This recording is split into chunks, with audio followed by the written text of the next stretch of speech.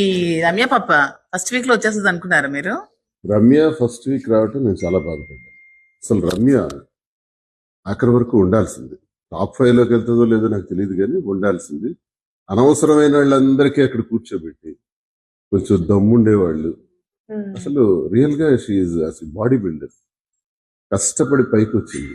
తన స్టోరీ అంతా ప్రజలు విన్నారు, తనకి సింపతి చూపించి ఈ అమ్మాయి గెలిస్తే బాగుంటది కదా అని అందరూ అనుకున్నారు. కానీ అది అన్యాయం జరిగిందని నేను అనుకుంటాను. నువ్వేమంటావు పాప? నేను కూడా సేమ్. ఎందుకంటే చాలా మందికి వీళ్ళు ముగ్గురు సిస్టర్స్ ఇన్స్పిరేషన్ అమ్మాయిలకి అని నేను అనుకుంటాను ఇప్పుడు కూడా. They are very strong. అంతే కదా రాజా? Very strong. అంతే కదా రాజా? రాజా తండ్రి మరణానంతరం ముగ్గురు కూడా కష్టపడిన స్టోరీ. ముగ్గురు కష్టపడి ఆ చిట్టి పికిల్స్ గాని, అలాగే కునాఫా చాక్లెట్స్ గాని, మీరు కూడా డ్రెస్సెస్ ఇదికు చూసి నేర్చుకోవాలి. ఎలా బ్రతకాలి, ఏం చేయాలి, ఇంక మేము ఎందుకు బ్రతకాలి, సూసైడ్ చేసుకోవాలనుకునే చాలా మంది కుటుంబాలు చూసి.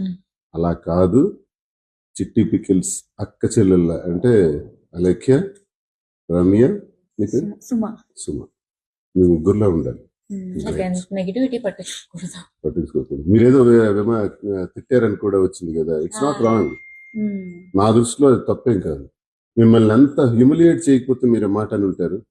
ఆ మాటకు ముందు ఎంత బాధ పెట్టుంటారు, ఎన్ని ట్రోల్స్ చేస్తుంటారు, ఎన్ని ట్రోల్స్ చేస్తుంటే మీ హృదయం నుంచి సడన్ గా మాట వచ్చింది.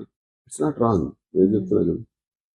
ఆ పికిల్స్ స్టార్ట్ చేయటం వల్లే డాడీ 1 year అయినా సర్వైవ్ అయ్యారు. Yes. You are great. Wish you all the best. Thank you. Wish you all the best. నీకెందుకు? నువ్వేం చేస్తావు?